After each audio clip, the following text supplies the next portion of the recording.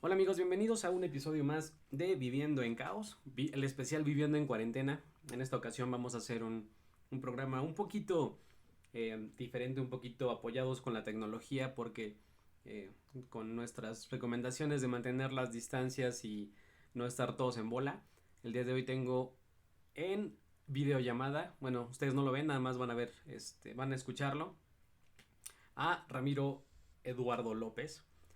¿Cómo estás, Ramiro? Hola Luis, bien, muchas gracias. ¿Cómo te va la cuarentena?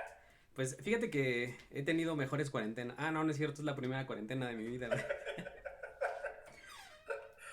No, pues digo, fuera del sentido crítico de las cosas, creo que tanto tú como yo somos de los privilegiados que podemos, pues básicamente chambear desde casa, ¿no? Y podemos medio cuidarnos ahí, aislarnos un poquito.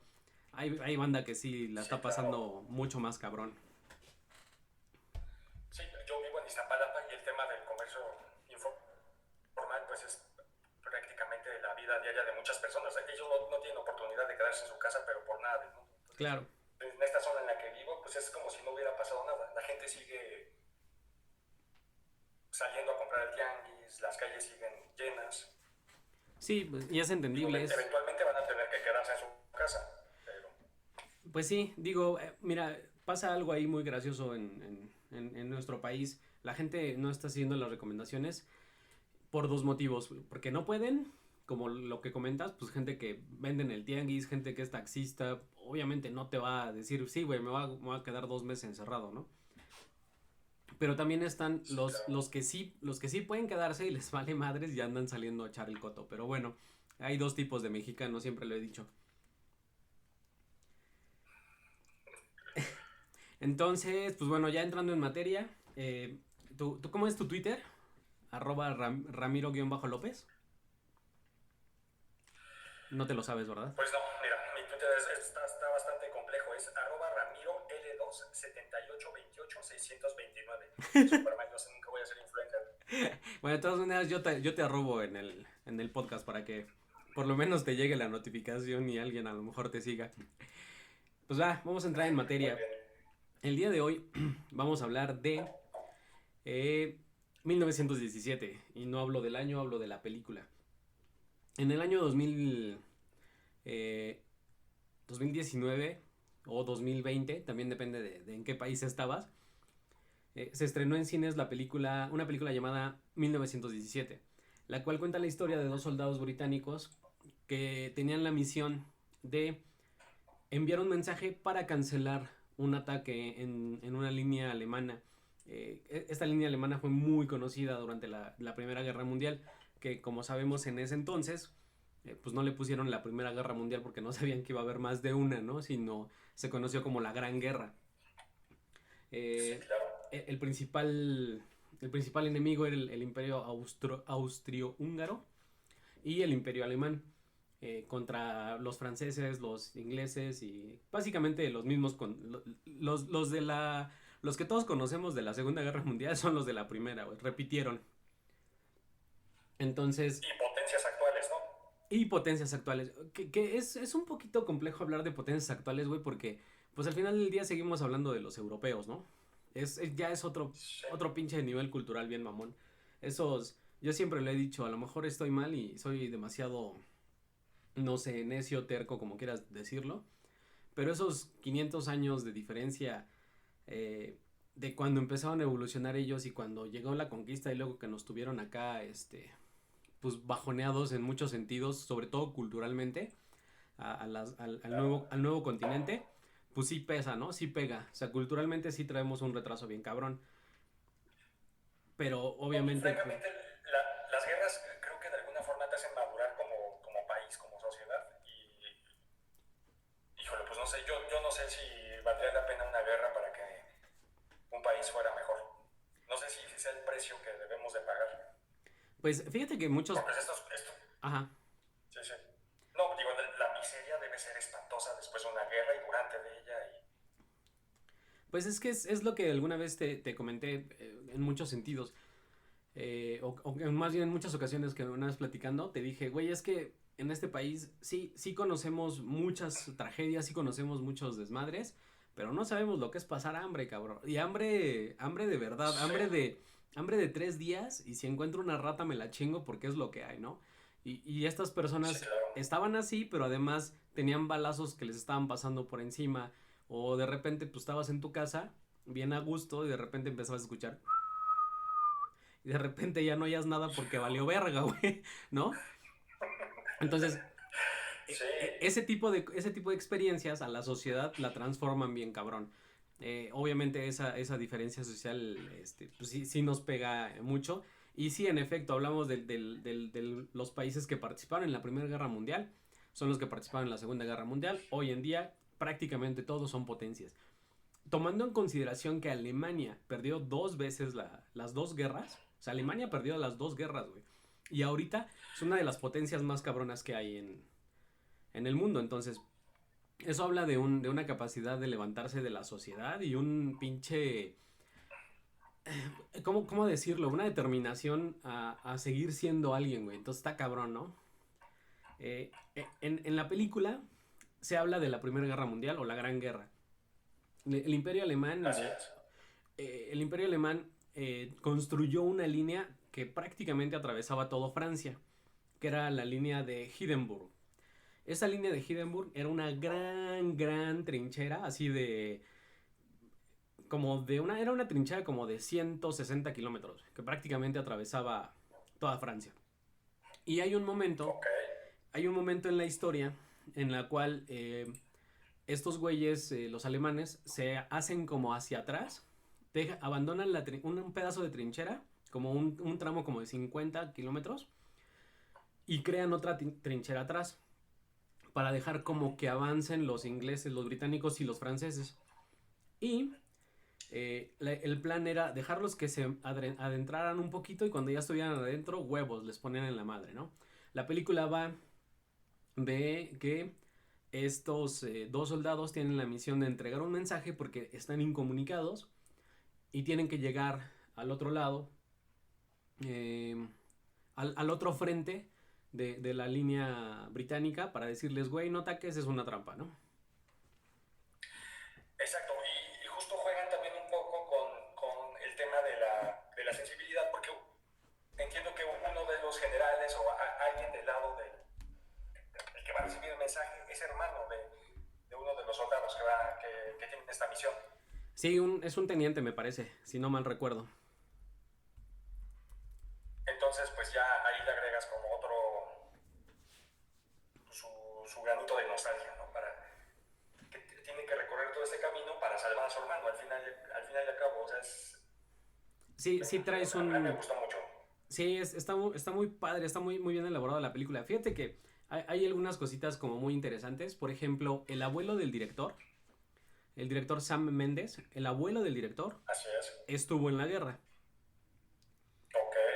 Y es con base en las historias del abuelo que a este cabrón se le ocurre hacer como esta situación de trasladarse, o de llevar este mensaje a través de la guerra, o a través de diferentes confrontaciones, escenarios de guerra, porque su abuelo le platicó de diferentes formas, o en diferentes historias le platicó cómo es que llevaban esos mensajes, y que el abuelo tuvo que hacerlos, tuvo que hacer esos mensajes o pasar esos mensajes, y que los hacía, y que en una ocasión tuvo que recorrer no sé cuántos kilómetros en la noche. Entonces esto lo inspiró a crear esto. Sam Mendes evidentemente es británico, su abuelo estuvo en la Primera Guerra Mundial, eh, entonces pues trae ahí todo el show, ¿no? Una de las cosas que más me impresionó de cierta forma, y es porque lo hacen muy bien, eh, prácticamente toda la película es como una secuencia continua, ¿no? Tiene muchos juegos de cámara Exactamente. como para simular que es una sola toma, que vas ahí siguiéndolos a ellos, como muy inmiscuido, pero pareciera que todo es una sola gran toma así enorme. Obviamente hay cortes, los ves, pero esa sensación está muy padre, ¿no? No sé si tú llegaste a notar varios de los mix de tomas. Sí, simpleza con la que aparentemente está grabada de esto de que es una toma continua, a mí me gustaba mucho porque llega un punto en el que se están caminando. Alguien me decía que era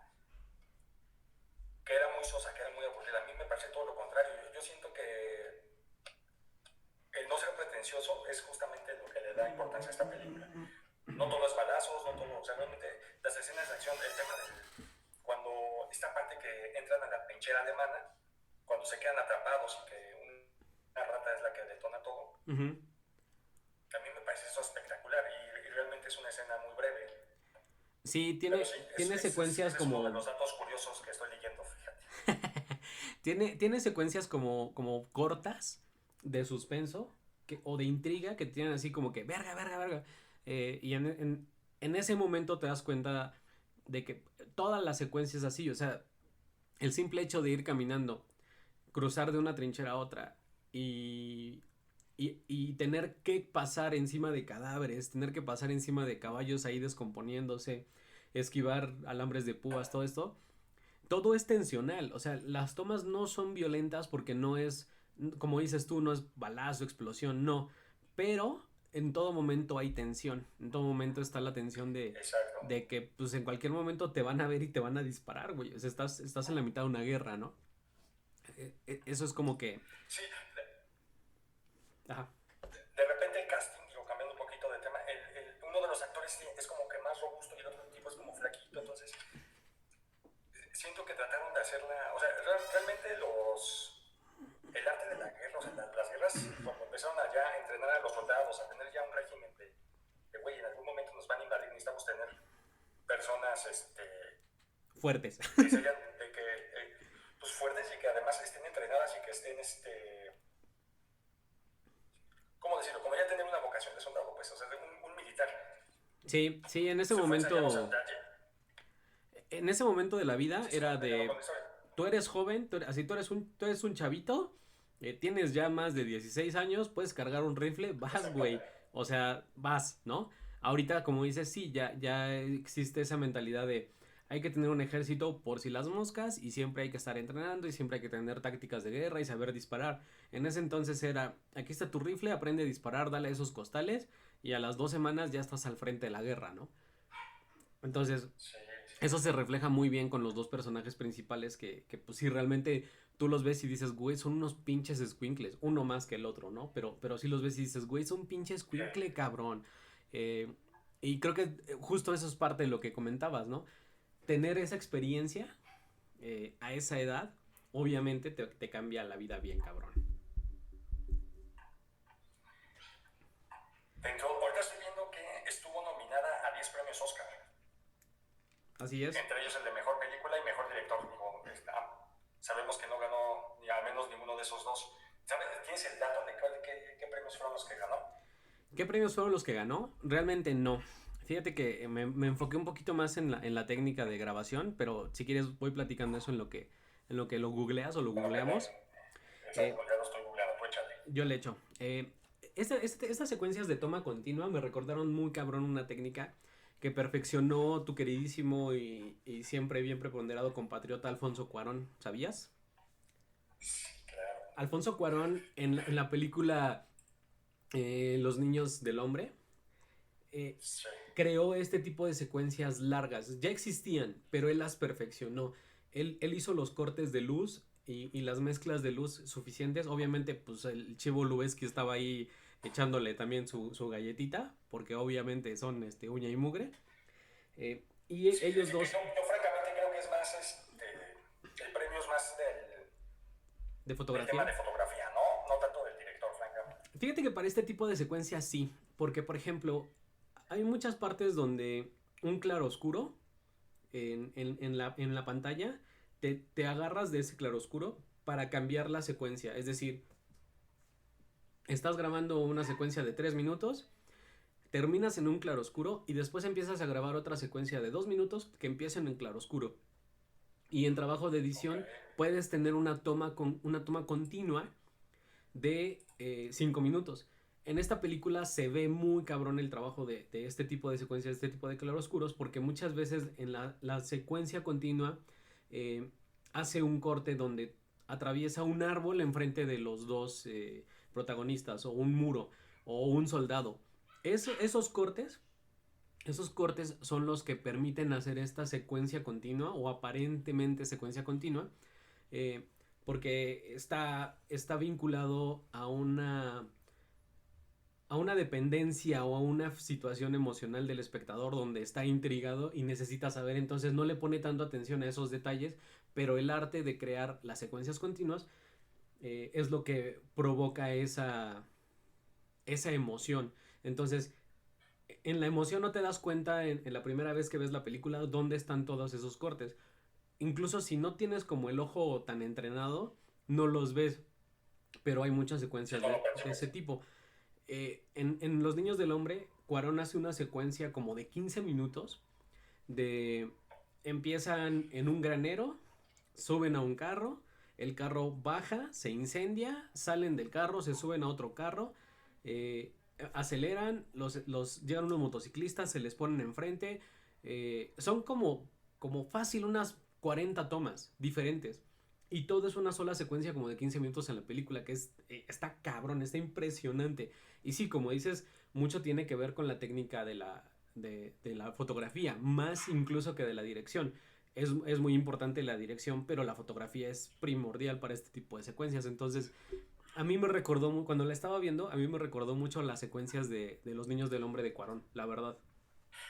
Fíjate que dando un dato curioso sobre este tema de las tomas largas, dicen que realmente la complejidad de esto es que si puedes haber hecho una toma perfecta, pero si alguno de los actores o hay un error, pueden retrasar hasta 6 meses el ensayo, o sea, retomar esta secuencia, porque evidentemente es una toma muy elaborada.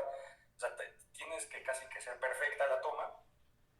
Los actores debieron de haberse ensayado muchísimas veces para lograr que saliera perfecta, porque evidentemente darle en la torre a una escena así, donde Sí, a lo mejor todo estaba súper bien, pero el actor se le olvidó decir, si a un pendejo se le olvidó quitarse el reloj, ¿no? ándale, exactamente, el vaso de Starbucks. Sí, pero ese después lo quitan ya cuando lo suben al HBO Go.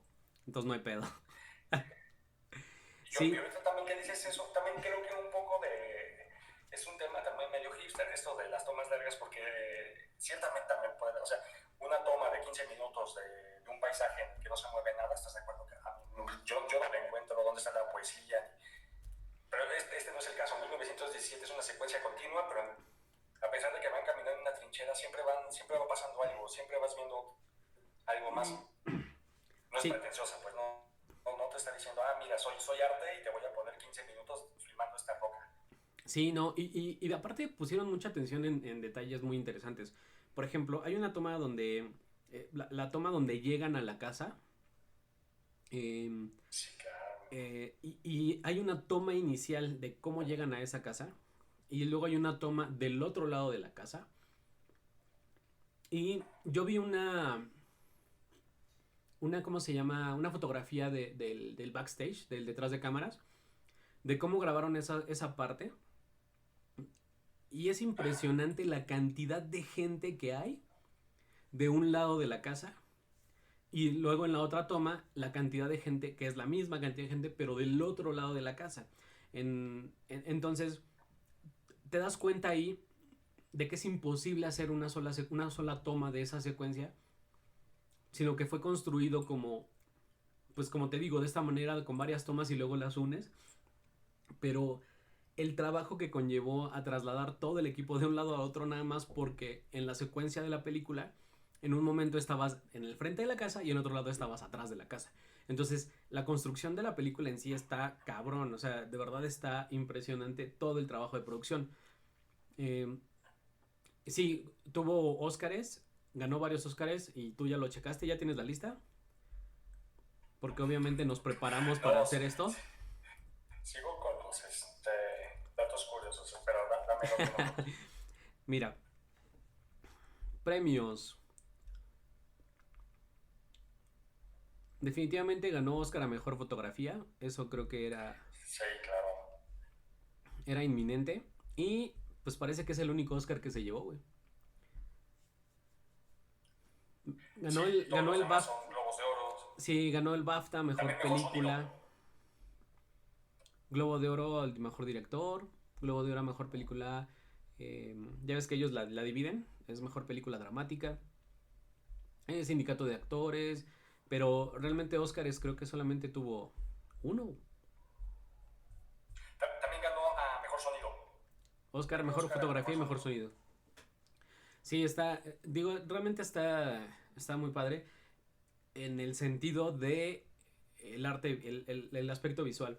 Hay situaciones en las que sí te desespera, pero como tú lo dices, es un poquito. Te desespera no tanto por la película, la película en sí, sino el comportamiento de estos dos chicos, que como dices son unos chavitos, o sea, realmente son unos chavitos. Eh, Porque tú lo ves, Sí, el cast fue bueno. sí. De hecho, el casting en general está bien cabrón, porque todos los que son tenientes, generales, mayores, todos, son actores muy cabrones, todos británicos, evidentemente. Pero salen varios actores que de verdad están... O sea, son actores muy chingones. Eh, Sale por ahí el Benedict Cumberbatch en un papel así de... creo que habla 30 segundos, güey. O sea, sale Sí, es lo que Andrews. te iba a decir. Sí, Casi que no sale también. es que todos, o sea, todos los personajes principales, todos los que tuvieron un personaje principal, Mark Strong, Colin Flint, que los dos trabajaron en Kingsman, están irreconocibles en la película, no los identificas realmente mucho, eh, pero tienen una participación cada uno de, te voy a exagerar, güey, 1 minuto. Benedict Cumberbatch tiene 1 minuto Sí. en pantalla. Andrew Scott también tiene 1 minuto en pantalla. Andrew Scott, no sé si viste la serie de Sherlock. Eh, la, Creo la, que sí. de, la de la NBC de Sherlock, donde Benedict Cumberbatch es Sherlock Holmes. Andrew Ok, Scott. sí, sí, la vi. Andrew Scott es Moriarty. Y aquí sale el general, el que los dice por dónde van a cruzar. Creo que es el que, de los personajes que no son principales, es el que tiene más tiempo. Y sale también Richard Madden, que obviamente pues todos lo conocemos por Game of Thrones. Entonces el cast estuvo impresionante, pero son actores que de verdad salieron 30 segundos y dices, güey, está cabrón porque toda la secuencia no daba para más precisamente por la forma en la que estaba grabado. Y hay una secuencia muy importante en la película que es esta parte como donde ya está en la trinchera, en la línea en la línea de frente de la batalla, la línea principal de la batalla, por así decirlo. Eh, y va corriendo mientras todos empiezan ya con la oleada del primer ataque, el primer batallón. Y esa secuencia, no inventes, para grabarla se ve que le invirtieron una cantidad de recursos, una cantidad de coreógrafos, pero está cabrón. Y entonces, Sí, eh, que ya es como que en la partida final de la película, ¿no? Cuando ya tiene la parte decisiva, pues. sí, es en el plano final, justo en el plano final. Así como 30 segundos antes de que salga el Benedict Cumberbatch. Creo que de hecho la toma dura más de lo que dura Benedict Cumberbatch en pantalla. Pero, mira, también creo que, siendo honestos, es una película básica. O sea, la historia es muy simple. Y Sí, no lo digo con desdén. O sea, creo que a mí justamente es lo que me gustó. De alguna forma sabes hasta qué va a ser, cuál va a ser el final. sí. Sí, o sea, Sin realmente, embargo, es una buena película. sí, sí, realmente el plot de la película es con lo que abrimos el podcast. O sea, son dos güeyes que tienen que ir de una trinchera a otra para llevar un mensaje porque no hay línea telefónica. Ya. Ese es el plot, güey. No hay plot twist, cabrón. O sea, nunca hay alguna parte complicada. Y la parte de la desesperación muchas veces bueno, la desesperación, retomando mi tema porque me desvié mucho, la parte de la desesperación a la que te enfrentas es que los chavos toman malas decisiones. Tú aún sabiendo, o sea, tú lo Exactamente. ves como, güey, ¿por qué haces eso? Estás en una pinche guerra. Pero es muy cierto lo que tú dijiste, son chavitos, güey, o sea, entonces no tienen como la madurez. Nosotros lo vemos ahora quizás porque ya vivimos un chingo de cosas en el mundo y porque ya vimos un chingo de películas de guerra, cabrón. Pero para ellos es perfectamente normal. Ellos Sí, están en la guerra, no saben disparar bien, no tienen como como esa forma, saben cómo cuidarse, pero no de una forma en la que tú dices, güey, ¿por qué sales así a lo pendejo, no? Te van a matar. Y eso es parte de la película, muy importante porque te mete tensión y lo entiendes cuando te das cuenta de que pues, realmente son unos niños. Sí, claro, esta parte de la malicia o de la inocencia, no sé cómo decirlo. Justo cuando se cae el avión alemán, el tipo es así como que, oye, vamos a ayudarlo, y el otro, no, pues hay que matarlo. O sea, decisiones que te cuestan la vida y que tú te pones a pensar, o sea, ese es un momento clave, porque realmente la película va de que va a rescatar, una de las personas tiene que rescatar a su hermano, y que de repente muera, así es como de, güey, ¿qué está pasando? Sí, sí, sí, sí. Que aparte, creo que eso es el mayor plot twist. Que realmente Sí, no te esperas eso. Y un detalle para mí que particularmente fue bastante bueno es la similitud entre la toma inicial y la toma final. La toma empieza con este güey sí, recargado en un árbol, ¿no? Literalmente jetón, sí, porque aunque está muy cerca de sí la está línea bueno. de los enemigos, pues no hay nada que hacer, está en la guerra, pero está echando la hueva, güey. Y termina del otro pinche lado, como 30 kilómetros de distancia, todo puteado, ya le dieron un pinche disparo, o sea, está todo madreado, pero termina igual recargado en el árbol, güey. Pero ves la expresión en el rostro de que ya no es la misma persona, y eso creo que es fundamental. He visto imágenes de las dos tomas, en la toma inicial y la toma final, y sí ves en la expresión del güey, que por cierto es muy buen actor, rasgos extremadamente británicos. Sí, eh, ves en la expresión del güey como de verdad dice, güey, ya, yo ya cumplí, güey, yo ya acabé con este pedo. Porque de verdad sí es todo un pedo que le cambió la vida. Y fue de un día para otro. O sea, realmente sales hoy a las 6 de la tarde para estar allá a las 7 de la mañana y evitar que salgan en las pinches la oleada porque es una trampa, ¿no? Entonces, realmente toda la secuencia creo que también parte de eso es la esencia de la película, que te transmiten como esa misma necesidad de ir avanzando mientras vas haciendo como estas tomas continuas. Entonces creo que eso es parte de lo que le dio mucho empuje a la película. oye, y eso sí hay que decirlo también, el tema de las emociones y de lo que transmite un actor es totalmente estrellita para el director. O sea, eso es responsabilidad de un director que, como bien lo dices, que la cara le cambie, que te des cuenta que no es la misma persona. Sí, sí, y aparte estás... Y eso es un buen director. sí, sí, son 12 horas. Realmente es la expresión, ¿cuánto cambia la expresión de un que era un chavo o un adolescente o un güey antes de cumplir 18 o 20 años? Se ve muy escuincle. Y la expresión de un hombre después de que ya vivió lo que es una guerra, ¿no? Y entre una toma y Claro. otra hay solamente 12 horas de diferencia en el tiempo de la película. Y pues realmente sí ves el cambio en la expresión que está súper, súper cabrón. A los amigos que nos escuchen les dejo la imagen a la que me refiero, la comparativa, si es que ya la vieron. Y si no la vieron, véanla. No aunque ya les spoileamos un par de cosas, realmente visualmente la película es más de lo que es la historia, como dice Ramiro. Realmente pues, la trama es lineal, no hay pedo, no es una película de Christopher Nolan donde neta tengas que poner atención porque si no te pierdes. Aquí realmente solo tienes que Exacto.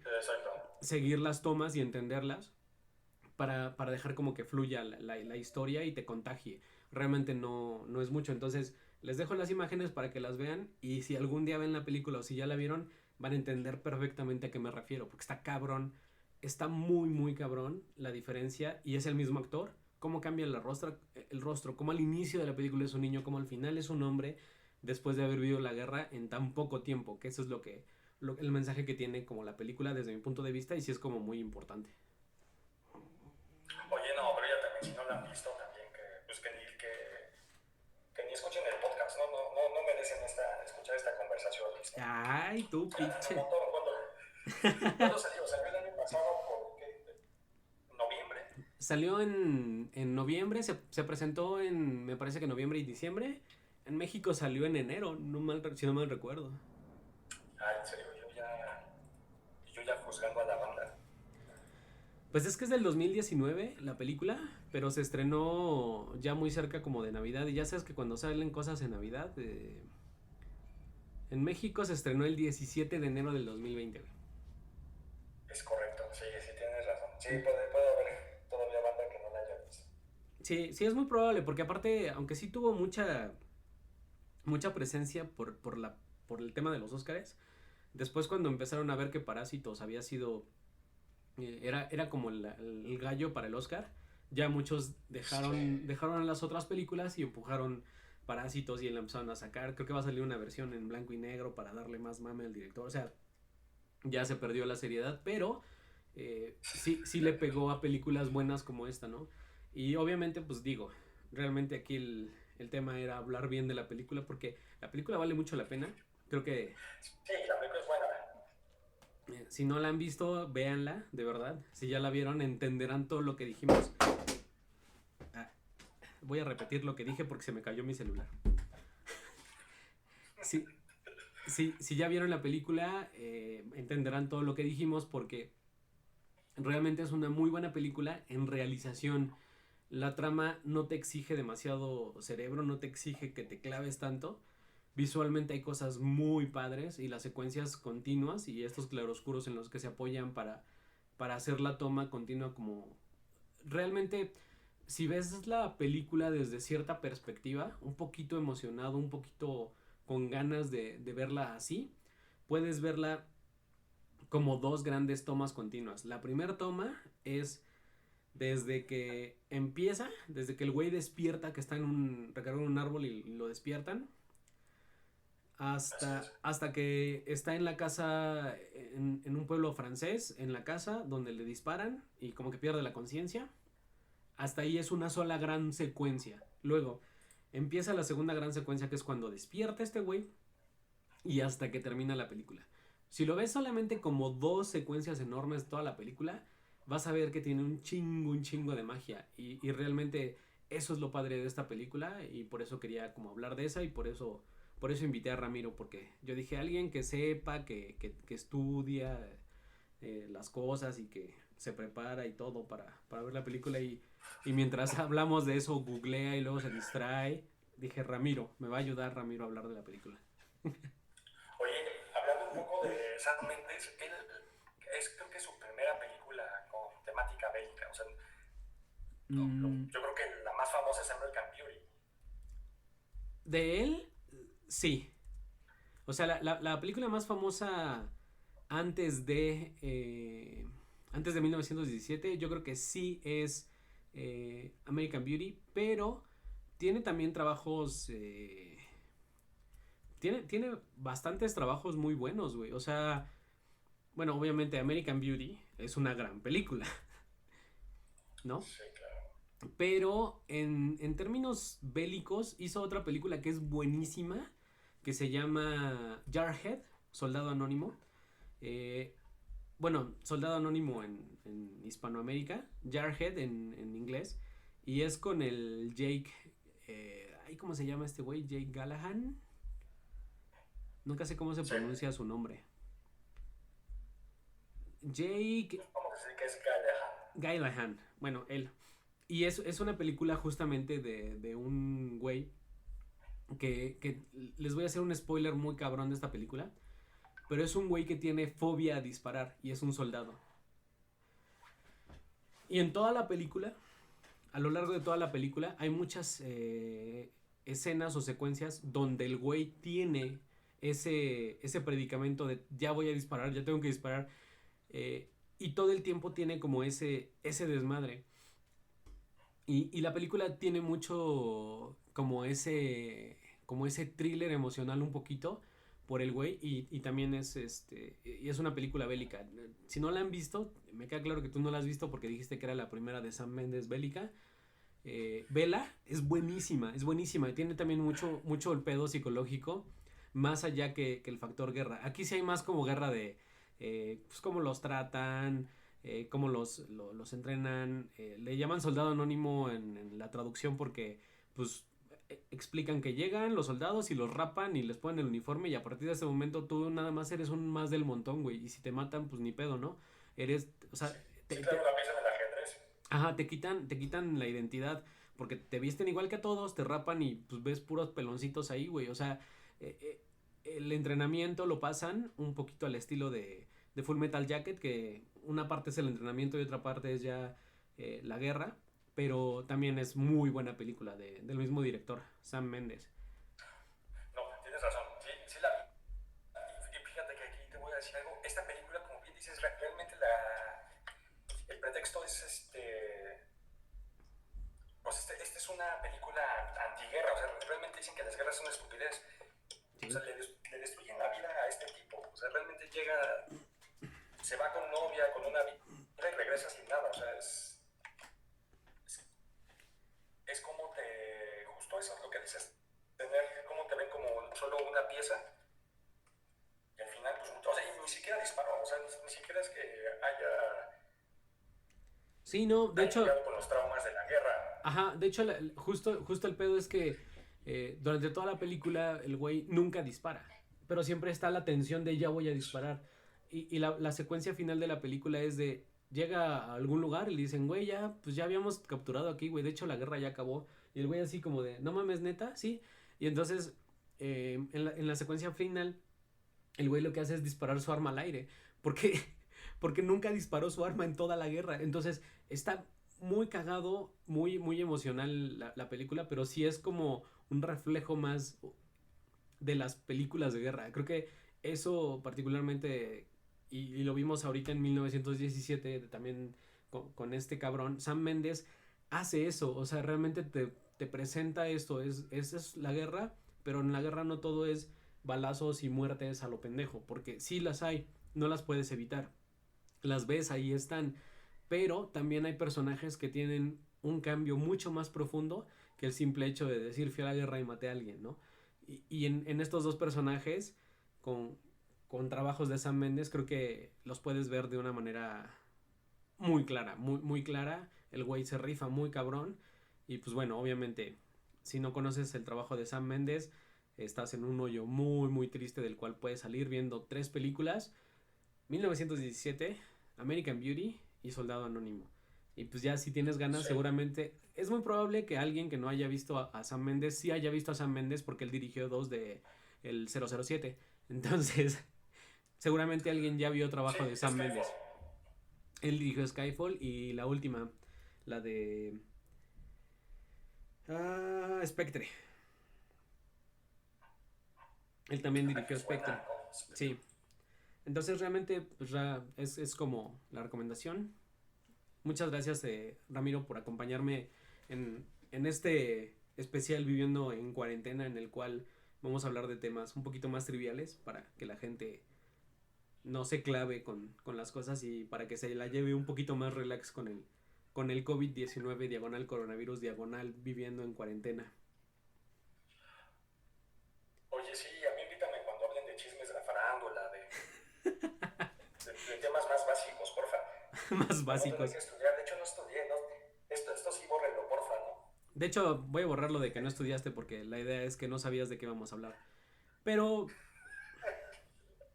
voy a retomar. Y pues muchas gracias, Ramiro, por ayudarme a grabar esto a distancia.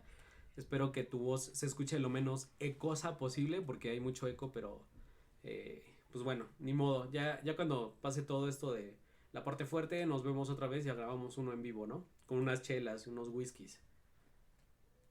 Sí, que entiendo que esa es justo la dinámica, ¿no? Darle, chalear entre amigos y platicarlo así, súper orgánico.